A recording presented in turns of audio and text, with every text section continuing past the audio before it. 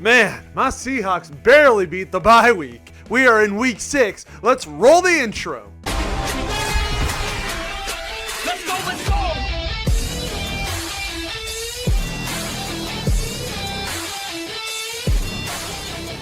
Chiefs and Broncos started off with Thursday Night Football. The Chiefs last week got a win over the Vikings, and the Broncos took an L to the Jets on home turf.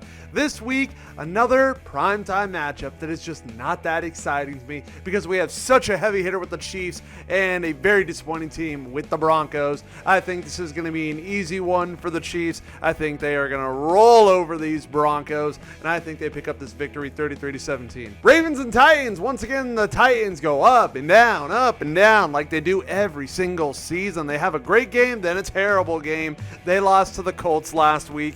The Ravens, in heartbreaking fashion, lose to the Steelers, but I don't think that'll happen again. Baltimore, to me, they are above average, where Tennessee just cannot seem to find their stride ever since Ryan Tannehill has become quarterback for this team. Because like I said, they'll be so good one week and so bad the next. And the Ravens, as long as they stick to that run game, especially involving Lamar Jackson being the mobile quarterback, then I think they will come out of this victorious. So give me the Ravens winning 27-20. Jaguars and Colts. The Jags are feeling hot, winning both of their games in London. The Colts feeling good with their win last week, but they will not have Anthony Richardson again. Suffered another injury. It'll be Gardner Minshew. But with how the Jags are playing right now and how much better Trevor Lawrence looks with these new receivers coming to help, like Calvin Ridley, I think the Jags are going to stick to this hot streak, and I think they're going to barely pick up this win over the Colts and do it 24-21. Bengals and Seahawks. My Seahawks were on a bye week last week. Like I said, we barely got the victory over that. And the Bengals played the Cardinals, and we finally saw Joe Burrow and Jamar Chase connect like we've seen before in the past years. Good old times. My Seahawks have started very well this season, and I think the Bengals, we only saw that great success from them last week because they were playing the Cardinals. It was finally a week where they could return to that form,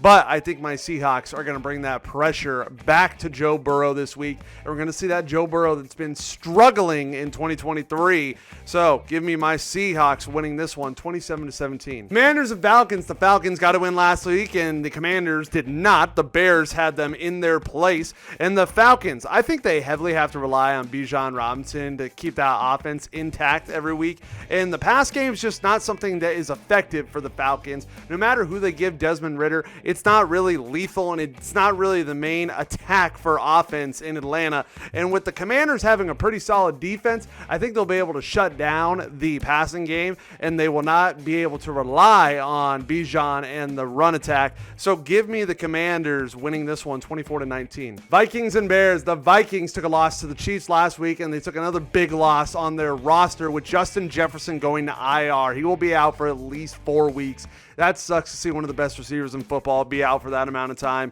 And then the Bears and DJ Moore, they destroyed the Commanders last week. They went off. So we got one team that has struggled all season. That's the Vikings. The Bears have too. They only got their first win last week, but with that hot game, who knows what could happen, especially without Justin Jefferson for the Vikings. I still think Kirk Cousins is good enough of a leader to rely on the other guys he can throw to, like TJ Hawkinson, KJ Osborne, and they got Jordan Addison, the young rookie who's been pretty solid.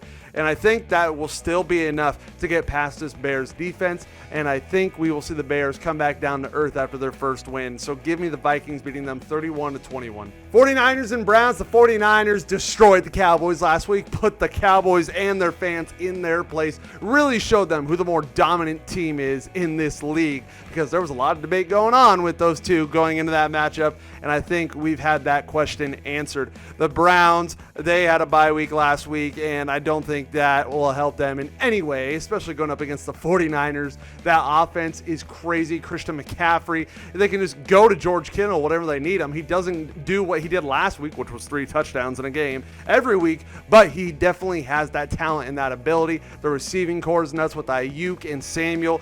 It's just an overall great team. And then you talk about the defense led by Fred Warner. I think they are going to make it a nightmare for the Browns offense. So give me the 49ers winning this one 33-14. Texans and Saints. The Saints got a very good win last week, shutting out the Patriots and putting up 30-plus points offensively. Then we got the Texans, who lost to the Falcons last week. When Derek Carr gets this time to heal from that little bump in the road injury that he suffered in this season, he's just going to get better and better every week, and he has those great receivers to use as weapons with Olave and Michael Thomas. Alvin Kamara is slowly getting back into the role of things, so that offense is looking to be clicking to the extreme the more the season goes on. And this defense is pretty solid for the Saints as well. It was very good last week, and anytime the Texans are going to go up against a defense that is above average, I think they will struggle. So give me the Saints winning this one 23-20. Dolphins and Panthers. Dolphins got a win last week, and the Panthers took an L, of course. They don't have one win this season. I don't think they will get one this week. We're not going to talk about this matchup long because it is so lopsided. Give me Miami, keeping Carolina in their place and beating them 44-20. Patriots and Raiders. The Patriots took a very bad L last week, got shut out, and it seems like this team has lost its identity. They do not know what to do, how to use their weapons, and Bill Belichick is frustrated. We can clearly see it. Mac Jones is not the quarterback for this team, and who knows how much longer he will have this job. The Raiders, they won last week on Monday Night Football, a game-sealing interception to get that victory. And this week, with the struggles that is happening in New England and the Raiders playing some pretty decent football, I think this is going to be another win for the Raiders, and I think we are going to see New England still go out there, struggle to know how to play their game, because I don't know what they're trying to do. Run, pass, none of it's working right now. So give me the Raiders winning this one 23-13. Eagles and Jets. The Jets won last week against the Broncos in a revenge game for Nathaniel Hackett. Used to be with the Broncos, didn't work out there, went to the Jets, and he picked up a victory, putting 30-plus points on them. And Breece Hall, where he tore his ACL, goes back, has himself a great game. Everybody's just fueled by something on the Jets in this game. And the Eagles, they beat the Rams last week, and I think this is actually going to be a closer game than most people think, because like I have said this whole season, the Jets defense is pretty good, and I do think it is something that will keep them in games moving forward, no matter who the opponent is. I do think the Eagles will come out on top. They have too many weapons with Jalen Hurts, DeAndre Swift, A.J. Brown, so with all of them going and the defense being pretty solid as well, I think it'll be close, but I do think the Eagles come out on top, winning 24-17. Lions and Buccaneers. The Lions offense went off last week, picking up a victory, and the Buccaneers were on a bye week. The Bucs have actually been pretty solid, led by Baker Mayfield this year, in a prove-it year for Baker, and he has been proving it. And I think this is actually going to be a pretty good game. I almost picked it for my game of the week, but the Lions, I've been saying it all year, they are definitely going to be a surprise team. That offense is high octane. The defense and Aiden Hutchinson is really starting to form its identity and show how dominant they are in this league. And I think Baker Mayfield is going to struggle, but I also think he will do pretty solid. It'll be right there like an average game. I think the Lions offense will be too much to handle, and I think the Lions win this one 28-20. Rams and Cardinals. The Rams took an L to the Eagles last week, and the Cardinals did take an L to the Bengals, but they continue to prove that they can hold their own. They're not the bad team that everybody thought they were gonna be.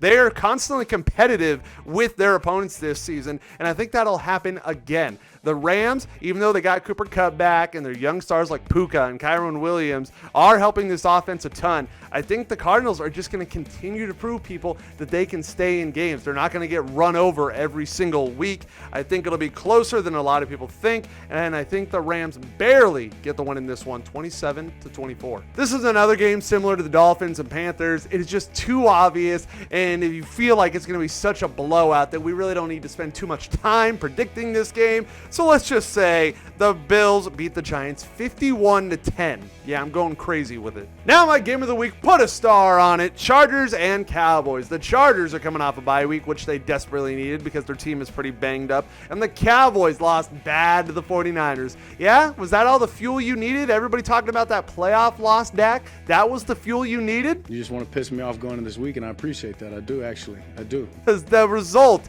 did not look good. Even though the Cowboys were beat bad last week, I think that's only really going to happen when they face the top 3 teams in football, because they're pretty good against everybody else, but they just cannot compete with the teams that are most dominant in this league. The Chargers are known for giving up a ton of points, a lot of offense, so I think we will see the Cowboys return to form this week, but I do not think it'll be easy. I think the Chargers offense will be able to keep up with them, but that Cowboys defense is pretty solid. Even though it got destroyed last week, it was against one of those top teams, the 49ers. I think this week we will see the Chargers get a lot of points, but I think the Cowboys will be able to score a lot of points on the Chargers as well with the weapons they have, like CeeDee Lamb and Tony Pollard. I think Dak will be able to work against this Chargers defense, and I think they will come out on top, barely getting a win against the Chargers, 30-24. Thank you so much, everybody, for watching this week of Kleschka Picks. If you made it to the end of this one, I want you to know, who was your top performer in fantasy football last week? Like the video, subscribe, tell your mom, your dad, your grandma, grandpa, pets, friends, brothers, sister, and uncle, everybody you know, to subscribe if they haven't already. I got this, you got this, we all got this, and I'll see you next time.